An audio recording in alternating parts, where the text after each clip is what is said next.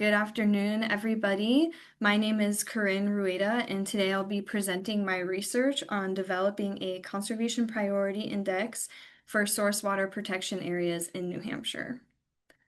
I just want to start off with giving a little bit of background information and context for the project. So I currently live in New Hampshire. Drinking water and source water is really critical to our state.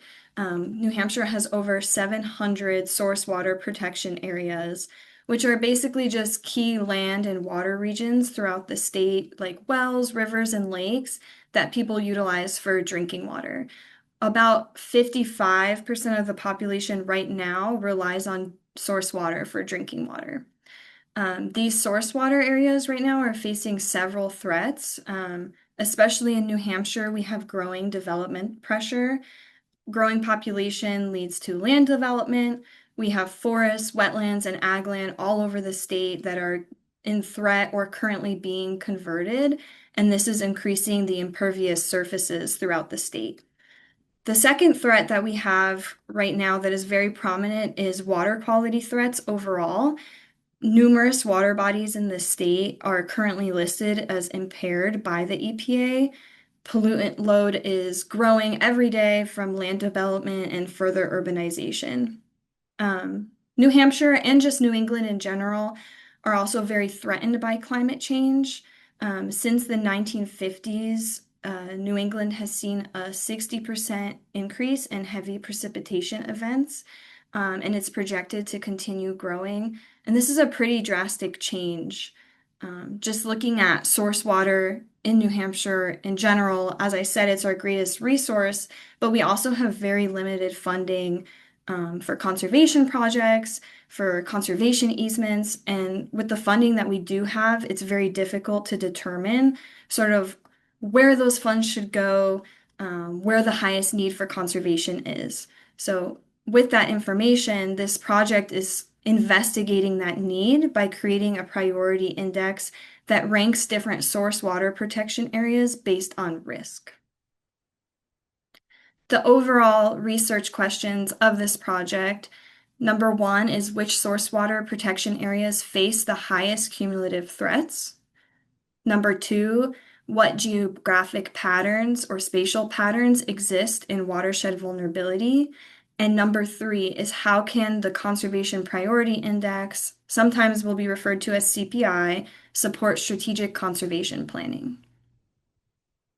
The overall study area of my project is New Hampshire. New Hampshire is about 9,000 square miles. We have several key cities such as Concord, Manchester, Portsmouth, and Nashua.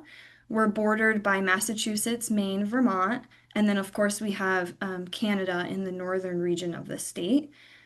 We have extremely diverse hydrology from the Connecticut River Basin on the western edge of the state to the central Merrimack River system. And then, of course, we have the eastern portion of the state and that very small sliver where Portsmouth is located, where we have steep coastal watersheds. We have a very temperate climate, but we do receive around 40 inches of precipitation per year. Keying in on that study area, I analyzed about 109 watersheds that contain source water protection areas. I could not use the source water protection area delineation specifically for ethical concerns because they contain protective information such as, private addresses, landowner information, things like that. But these 109 watersheds that I'm looking at all contain source water protection areas and support the public water supply. They make up about 30% of the state, ranging from highly rural to highly urban areas. Diving into the methodology and the analytical approach that I used, I focused in on 6 key data sets. I already mentioned the watershed boundaries, but we also looked at land cover data, conservation lands and current easements, digital elevation models, EPA impaired waters, and FEMA flood hazards.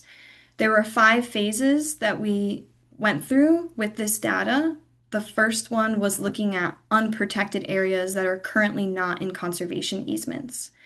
Phase two looked at calculating risk factors such as water quality and runoff. Phase three combined those risk factors into a conservation priority index. Phase four tested that conservation priority index with different weight schemes to see how the priorities changed. And then phase five took those watersheds and then ranked and classified them into different categories based on priority. A little deeper dive into the risk factors that we looked at in this project, starting with water quality impairment, I targeted EPA impaired water data sets. This is basically just an indicator as to whether or not a watershed or source water protection area has current and active contamination. Runoff potential looked at land cover and specifically at land imperviousness. So the higher the imperviousness, the higher the risk of pollutant transport. Hydrologic sensitivity is a little bit more nuanced. This factor looked at topographic wetness index.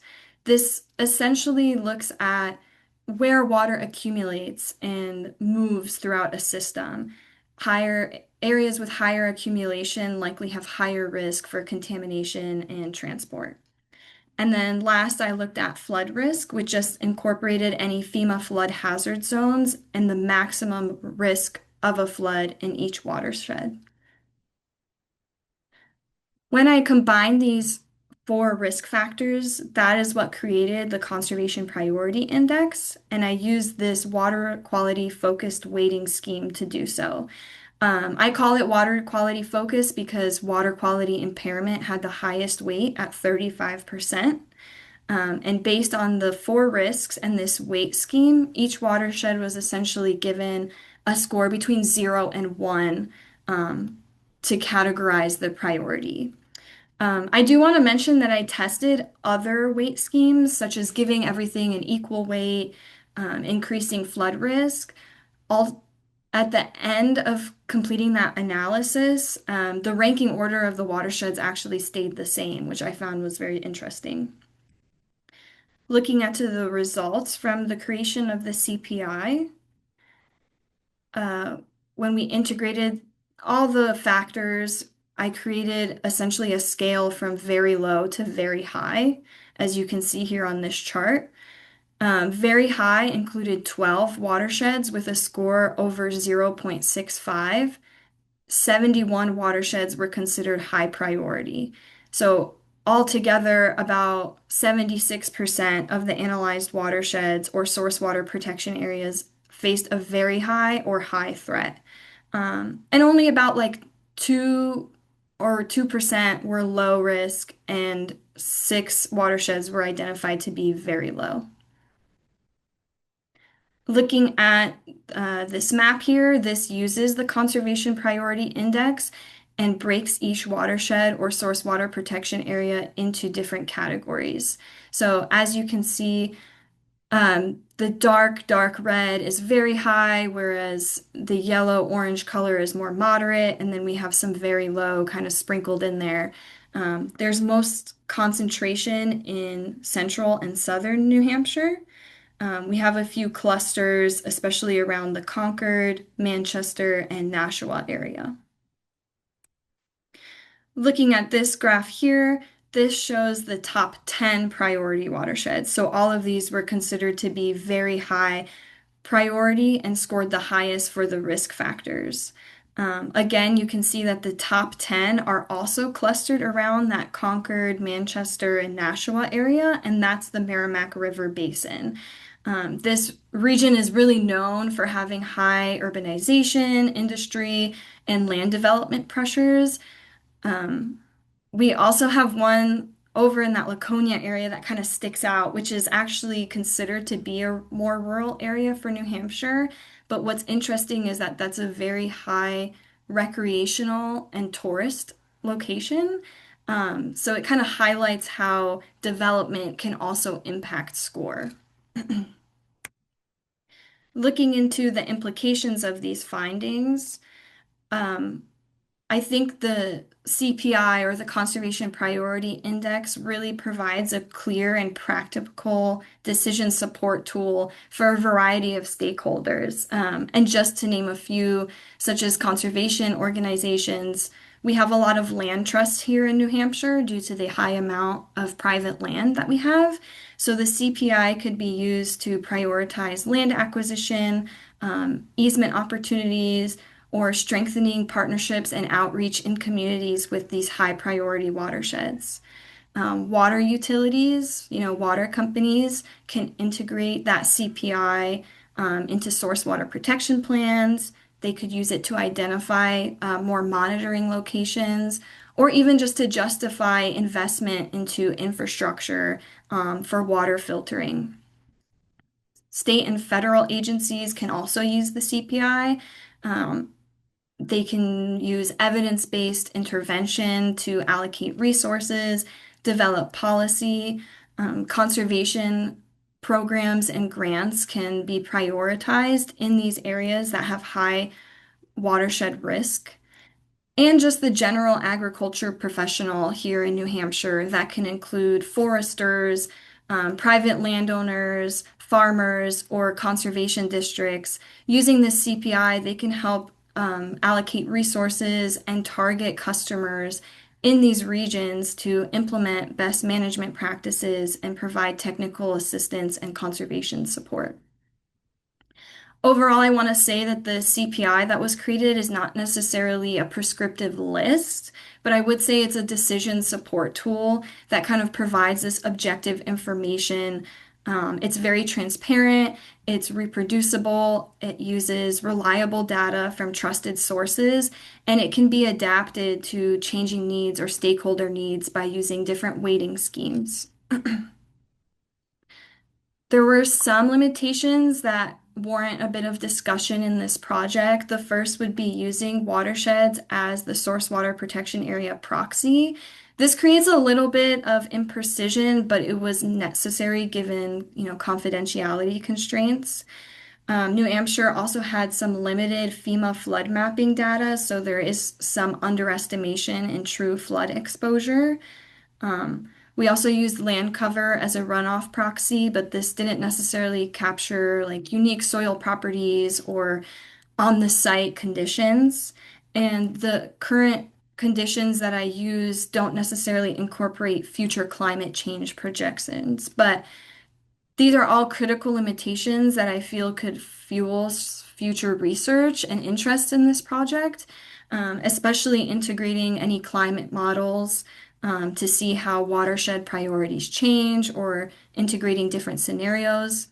You could also incorporate a finer scale analysis in the future, maybe focusing in on sub-watersheds or specific parcels. Additional risk factors could also be included, maybe pathogen resources or emerging contaminants. To further the CPI, economic cost benefit analysis could be completed as well to kind of go hand in hand and make a more robust tool. And honestly, this really could be expanded to surrounding states and New England in general, especially looking at how the Connecticut River moves through so many different states. Expanding this research could really create like a regional watershed partnership. The key takeaways of this project is one, that there really is widespread vulnerability. 76% of the watersheds or source water protection areas that I analyzed had high or very high threats. And I also found that about 95% of the watersheds I analyzed already have EPA impaired waters. So this really indicates serious threat and that urgent, even targeted action is needed. The spatial distribution was very clear. We saw clusters in central and southern New Hampshire, particularly in the Merrimack River area. This could lead to coordinated and connected conservation projects rather than just scattered or one-off projects. I believe the CPI also created an actionable framework. Several different entities could use this for strategic resource allocation. And overall, the key insight for me from this project, after looking at all this data and the locations, is that the CPI is really a spatially informed prioritization, and it's needed because it's currently lacking in the state. There's not a great way to compare all this information right now in one place. And as development continues and climate change continues, the pressure on drinking water sources and the threat is going to increase. And I believe that the CPI will help build community resiliency in New Hampshire. So, thank you for listening to my presentation. I'd like to open up to any questions that you might have.